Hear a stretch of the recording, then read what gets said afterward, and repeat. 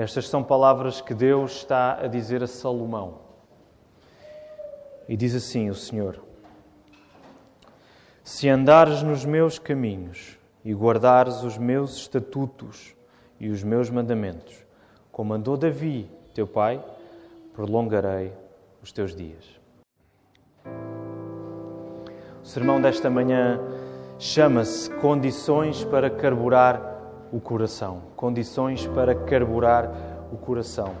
E um dos equívocos que eu creio, à luz da palavra, que posso dizer, no qual vivemos, é achar que um Deus que nos pede condições para vermos cumprida alguma promessa na nossa vida é um Deus, de alguma maneira, limitado. Podemos não afirmar isto assim, verbalmente, mas acabamos por viver como se de facto acreditássemos que o nosso Deus é um Deus limitado pelo facto de Ele nos pedir condições quando nos faz promessas. Pelo contrário, meus irmãos, este Deus que nos pede condições para vermos promessas cumpridas nas nossas vidas é um Deus que, no processo de nos socorrer na nossa incapacidade, Ele põe os nossos corações a carburar por Jesus. Muito longe de Deus ser limitado. Quando Ele nos pede condições, Ele socorre-nos nas nossas necessidades, nas nossas fraquezas, para que os nossos corações fiquem mais acesos pelo Senhor Jesus Cristo. E Ele faz isto para que nós nos alegremos mais nele e para que Deus receba toda a glória. E é por isso que eu quero também orar nesta manhã, pedindo a Deus que nos dirija e para que a sua palavra seja pregada com fidelidade. Por isso, vamos orar. Senhor, nosso Deus e Pai, nós estamos aqui pela Tua graça. Por isso nos alegramos e queremos agradecer-te, Senhor. Obrigado. Obrigado porque Tu nos trouxeste esta manhã aqui para Te louvar, para ouvirmos a Tua palavra, Senhor. Se há aqui alguém que não Te conhece, Senhor, nós acreditamos que Tu também trouxeste essa pessoa para escutar o Teu Evangelho. Ó Senhor, toca os nossos corações, quer já creiamos, quer ainda não creiamos, para que possamos admitir, agora e pelo resto dos nossos dias, que o Teu Filho Jesus é o único Senhor, Ele é o nosso Salvador, Senhor. E por isso, abre os nossos corações para nós confiarmos mais em Ti, para admitirmos os nossos erros, falhas, pecados, Senhor, e confiarmos em Cristo. E ajuda-me, Deus, a pregar a Tua palavra com amor, com fidelidade, dizendo a verdade, Senhor, e olhando para a Tua palavra e querendo que Tu sejas glorificado. É isso que nós estamos aqui para fazer, para Te dar louvor e glória, Senhor. Por isso queremos orar estas coisas, no nome do Teu Filho Jesus. Amém. No domingo passado nós lemos Deus a abençoar Salomão com riquezas e glória, além da sabedoria que o jovem rei já lhe tinha pedido. Mas agora, neste verso 14, que acabámos de ler, Deus promete abençoar Salomão com largura de dias, com longevidade. Isto se Salomão seguisse o exemplo de fidelidade de Davi, seu pai. Se Salomão fosse fiel, se andasse nos caminhos do Senhor, Deus prolongaria os dias a Salomão. Esta bênção de longevidade prometida por Deus, ela é condicional ao facto de Salomão andar nos caminhos de Deus e guardar os seus estatutos e os seus mandamentos, tal como David guardou. E é importante nós hoje colocarmos os nossos olhos nesta questão de promessas condicionais que Deus nos dá. Mas antes disso eu quero ir convosco até ao livro de Provérbios. É um livro que temos consultado com alguma frequência porque ele também é um livro que fala acerca da sabedoria e é isso que temos estado a estudar. O rei Salomão escreveu este livro e lá em Provérbios 3,16, Salomão está a escrever sobre a Senhora Sabedoria, aquela Senhora que nós já estudámos há umas semanas e que é a Senhora mais bela e mais apetecível em toda a palavra. E Salomão escreve assim, Provérbios 3,16, escrevendo sobre a sabedoria: o alongar-se da vida está na sua mão direita, na sua esquerda, riquezas e honra. Isto está a bater com o que está a acontecer a Salomão agora. A bênção principal da sabedoria, que é ilustrado pela sua mão direita, é largura de dias, longevidade. Ao passo que riquezas e honra não ocupam um lugar assim tão alto nesse ranking, em comparação. E daí a ilustração da mão esquerda. A coisa mais importante que a sabedoria pode dar é a longevidade de dias. Os dias serem prolongados nesta promessa de Deus a Salomão é típico da vida eterna. O que é que isto significa?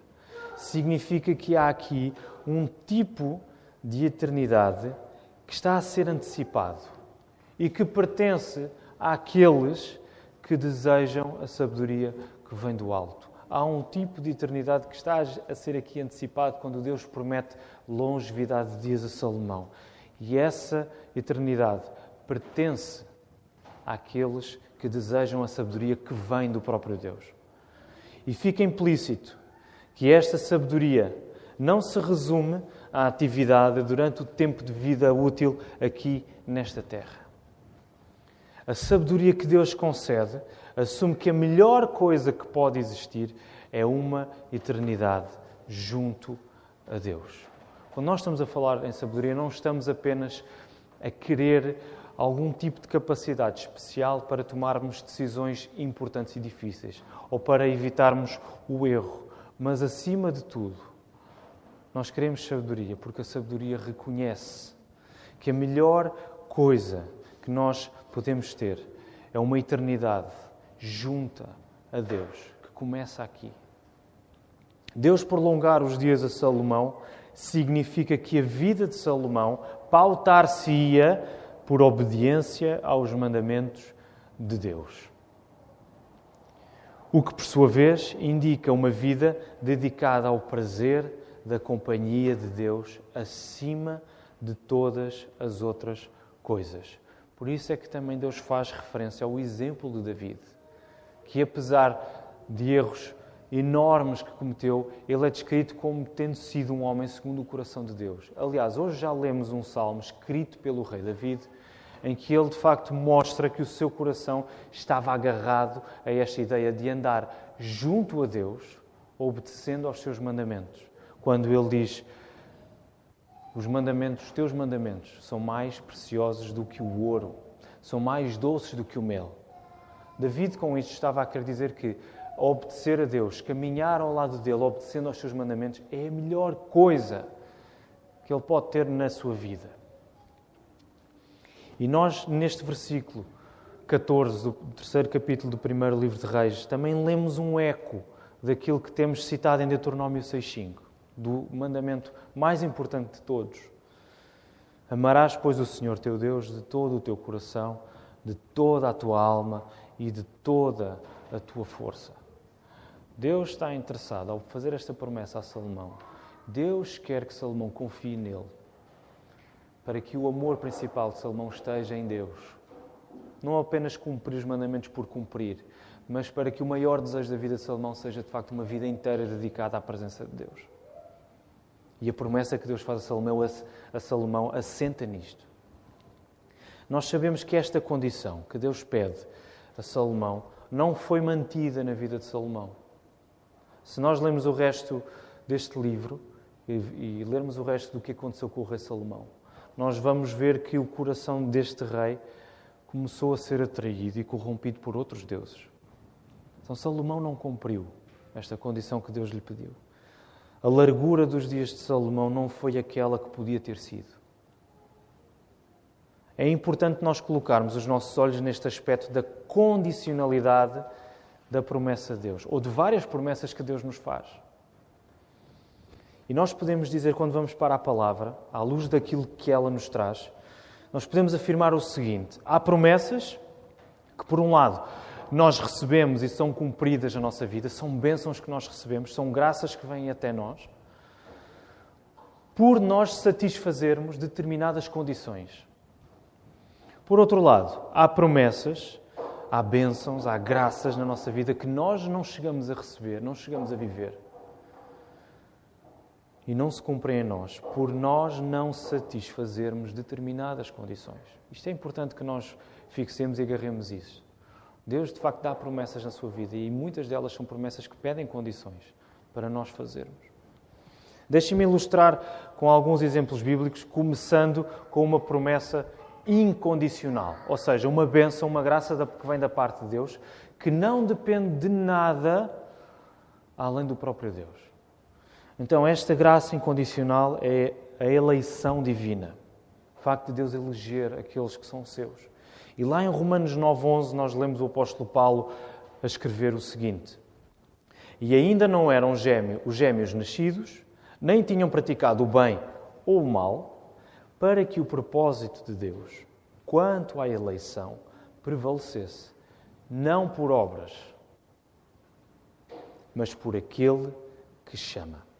E neste versículo, em Romanos, Paulo ilustra esta incondicionalidade, o facto desta promessa de Deus não depender de mais nada fora do próprio Deus, esta incondicionalidade da eleição de Deus, no exemplo de Jacó e Esaú, os gêmeos, filhos de Isaac. E no facto de Deus ter escolhido Jacó em detrimento de Esaú, não por alguma coisa que Jacó tenha feito, ou que Esaú não tenha feito. E deixem-me dizer mais, nem pela fé que Jacó viria a demonstrar, ou pela falta de fé que Esaú viria a demonstrar.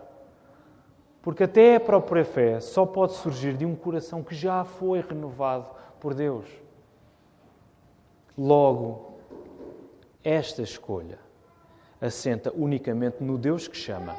Então temos aqui um exemplo de uma promessa incondicional de Deus. A eleição depende unicamente de Deus e da sua sabedoria, não depende de mais ninguém e de mais nada.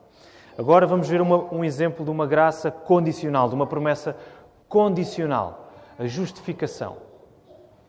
Esta é daquelas doutrinas preciosas para nós. Todas as doutrinas são preciosas. Esta é daquelas que bate fundo no nosso coração.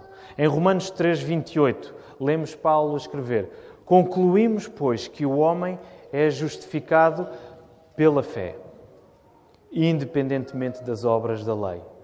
Qual é a promessa aqui? É sermos justificados. Essa é a bênção, essa é a graça que Deus está a trazer para nós. Sermos justificados diante de Deus. Qual é a condição para que isto aconteça? É a fé. Para sermos justificados, é preciso que a fé seja colocada em Cristo. Então, fixem estas diferenças. Promessas incondicionais e promessas condicionais, que pedem condições. E é preciso clarificar que cumprir condições, e esta parte é muito importante, cumprir condições não é o mesmo que ser merecedor ou ser digno de alguma coisa. Não é a mesma coisa. E deixem-me usar o exemplo do pastor John Piper, num livro que ele escreveu que se chama Future Grace, Graça Futura. Ele ajuda-nos a perceber que a graça continua a ser gratuita, mesmo quando é condicional. Mesmo exigindo condições, mesmo quando Deus nos exige condições, a sua graça é sempre imerecida. Nós nunca merecemos isso. Se afirmamos que merecemos alguma coisa da parte de Deus porque cumprimos alguma condição, nós estamos a fazer uma contradição de termos. Estamos a dizer que a graça é merecida. Era o mesmo que dizer a neve é quente ou este quadrado é redondo. Não faz sentido, é uma contradição. Por isso é que sempre que nós vemos alguém ao nosso lado a receber bênçãos, a ter sucesso em alguma coisa,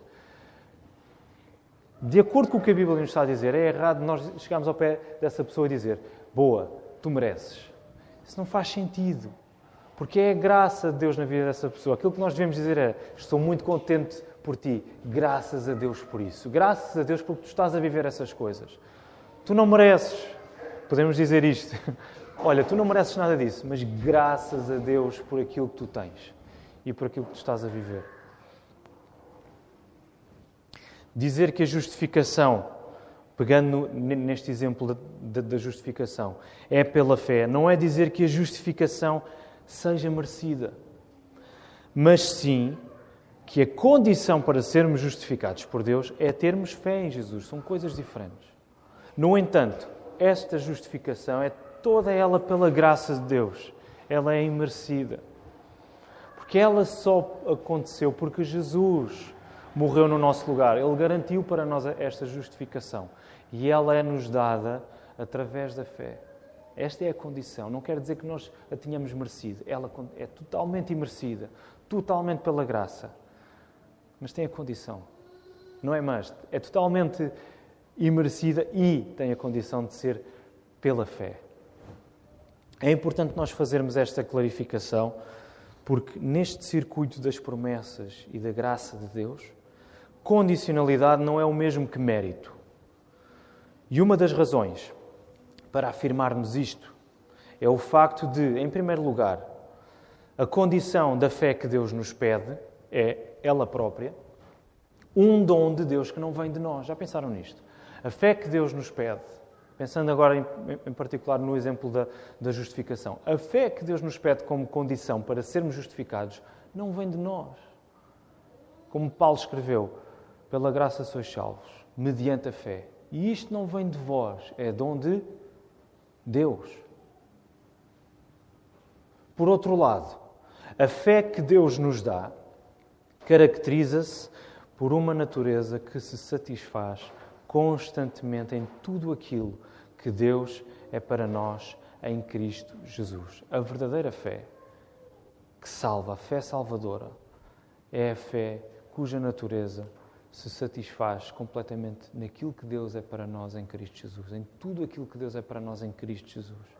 Ou seja, a pessoa que possui a fé verdadeira, a verdadeira fé salvadora, caracteriza-se por afirmar constantemente a sua insuficiência e necessidade da graça de Deus para ser fiel. Por isso é que nós nunca podemos falar em mérito quando estamos a falar em condições. São coisas diferentes. Nós assumimos, eu para ser fiel, eu preciso de Deus na minha vida. Não há mérito nenhum nisto, é só graça. Logo, a condição que Deus nos pede na sua palavra em tantas promessas, e se percorrermos quer o Velho Testamento, quer o Novo Testamento, nós vamos encontrar muitas destas promessas. A condição que Deus nos pede na sua palavra em tantas promessas que Ele nos faz, é satisfeita, essa condição é satisfeita, antes e acima de tudo, por iniciativa do próprio Deus.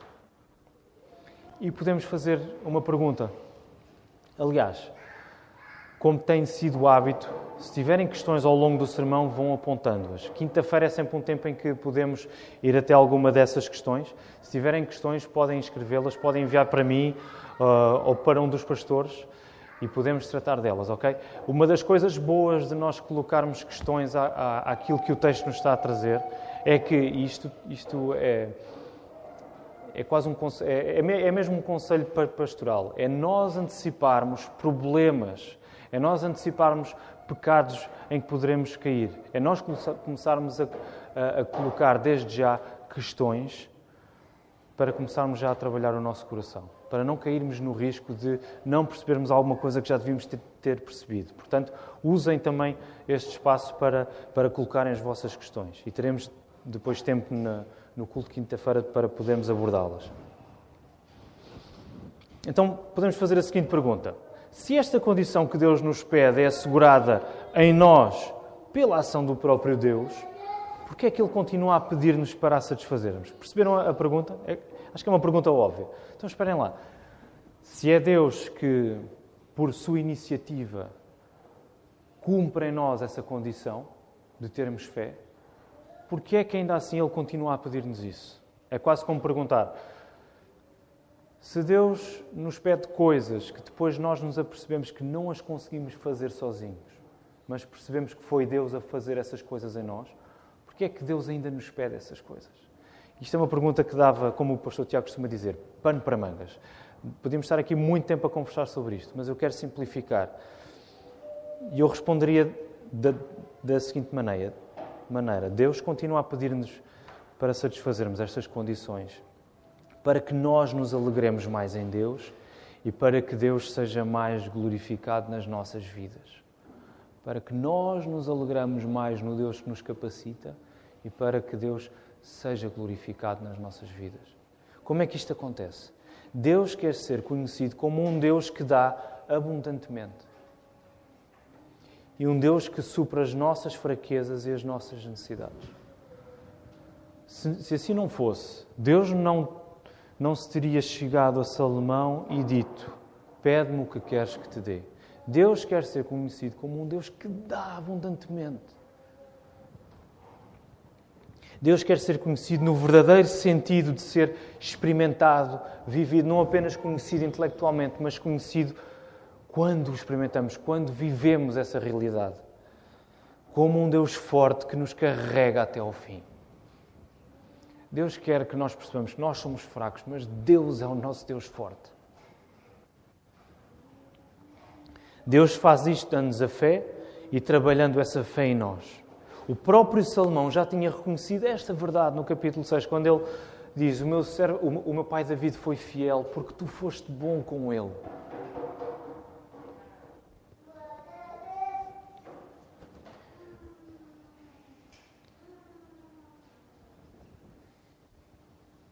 E o elogio que é feito a David aponta exatamente para esse desejo por Deus que David sempre teve. Por isso é que Salomão, e por isso é que Deus também menciona David aqui. Se tu andares nos meus mandamentos segundo o teu pai David andou, ele não está a dizer que David era perfeito. Ele está a dizer: o teu pai andou junto a mim. Ele amou a minha lei. Por isso, ama a minha lei. Ama-me a mim obedecendo à minha lei. Caminha comigo. Quando Deus promete abençoar Salomão com uma vida longa, mediante a condição de este andar nos seus caminhos, Deus está a mostrar ao jovem rei que a verdadeira sabedoria atinge o seu propósito último, o seu propósito principal, numa vida inteira dedicada a entregar-se a Deus em obediência através da fé. O objetivo principal de querermos ter sabedoria é querermos estar constantemente alegres e satisfeitos em Deus. Mais uma vez, a sabedoria não é alguma coisa que nós usamos de vez em quando para parecermos mais inteligentes que os outros ou para evitarmos todas as decisões erradas. A sabedoria que vem do Senhor e que nós queremos reconhece que a melhor coisa de todas é nós estarmos constantemente alegres e satisfeitos em Deus.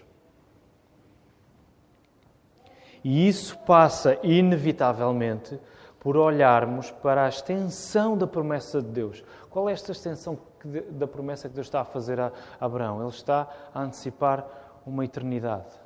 Nós devemos colocar os nossos olhos na eternidade. Queres ser sábio? Coloca os teus olhos na eternidade de prazer com Deus que Ele nos garantiu em Cristo Jesus.